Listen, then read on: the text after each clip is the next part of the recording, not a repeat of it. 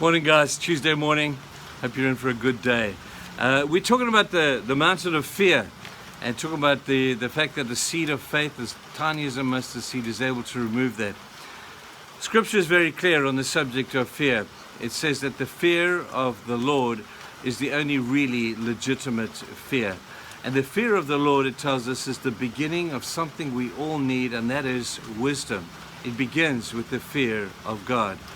It doesn't take away the fact that there is a positive element to fear. It's the positive element of fear that stops me from putting my hand in this fire behind me here and getting burned. But when fear like that, positive fear and common sense kind of meet together, you generally end with a good result. We're not talking about that fear. There is the spirit of fear. That is what is so ugly and so insidious that stops us from fulfilling God's purpose for our life. So on the one hand, you have the fear of the Lord, which is good, leads to wisdom. On the other one, you have good common sense and fear meeting, keeping you safe and stopping you doing stupid stuff. But it's the spirit of fear that is the problem for us. When we carry that spirit of fear, you can hear it in your language, you can see it in your behavior, and you can feel it in your own heart if you are the subject of it. So let's deal with the spirit of fear. So what I thought I'd like to do to make this simple and easy in the short little time I have is to draw a comparison between a fearful person and a fearless person. Now, we've been talking quite a lot about David and Goliath and all those amazingly beautiful stories that we learn so much from. I want to draw a comparison between King Saul and David. They were contemporaries. King Saul came in with a spirit of fear.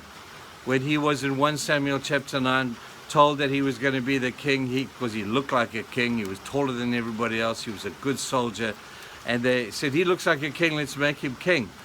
But the spirit of fear grabbed him, and he ran and he started hiding behind the boxes and stuff that they couldn't find him. And the greatest fear that King Saul had at that point was the fear of failure.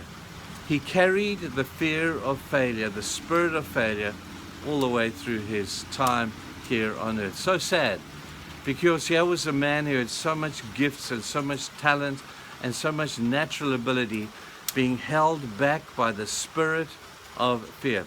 Compare that with David. David, the little shepherd boy, came in, spent his whole life out in a fearful environment with lions and bears and protecting his sheep. And here was a lad who was fearless. And he didn't have the natural abilities. He had the Spirit of God that overwhelmed his spirit of fear that made him the person that he was. Now, the spirit of fear versus the spirit of the fear of the Lord is where our point of departure happens. The fear of God people, I don't want to sound particularly old-fashioned, but it's a good thing. I hear, and I'm a little bit nervous sometimes when I hear people refer to God as being the old man upstairs, or my best buddy, or my China, or my homeboy. I tell you, he's nothing like that. He is God, and we need to hold him in deep, deep reverence and respect. There's no high fives with him.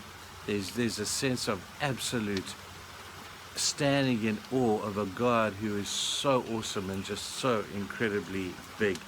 So this fear that we need to address today, this fear of failure, is very apparent. Now, we have another comparison we find in the New Testament, where Jesus told a story about two successful failures. Talk about this for a moment. It's kind of like a bit of a paradox. You can be a successful failure in both ways.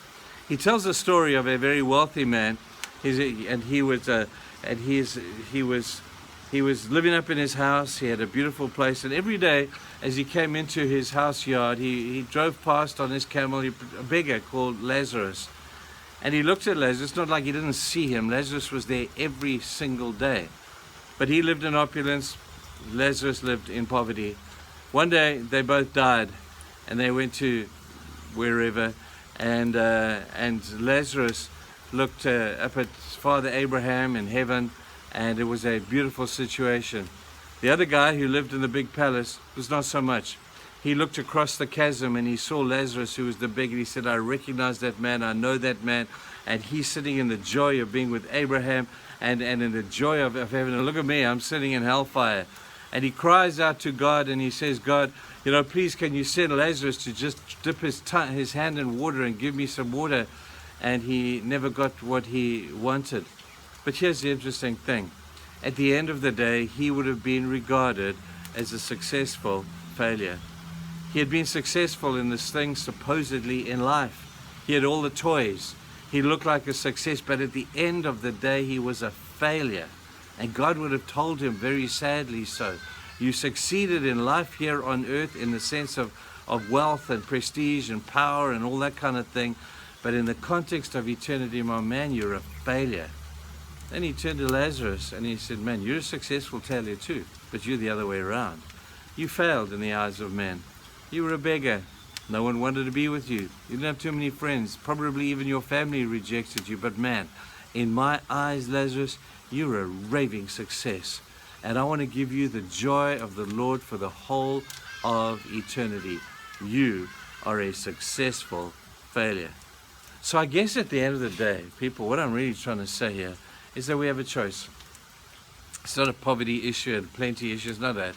It's an issue of where God is in your life. When you stand before Him one day, it doesn't matter how gifted you are, it doesn't matter how much stuff you have, it doesn't matter how talented you are, it matters how much you love Him and the people around you. So I hope that you will, when you stand before God one day talking about the issues of failure, that you'll be a successful failure in the best sense of the word. Be great if God would say, man, you didn't have it down there on earth, but in my eyes, for the rest of eternity, I'm going to bless you for your great success. And I hope too that there'll be successfuls there as well. That God will say, man, well done, good and faithful servant. You were successful on earth with the things I gave you, and you're successful in heaven as well. It's a winner. And I hope you get to choose the right one, because at the end of the day, like everything, it's kind of like a choice. Have a great day, guys. Let's go save the world.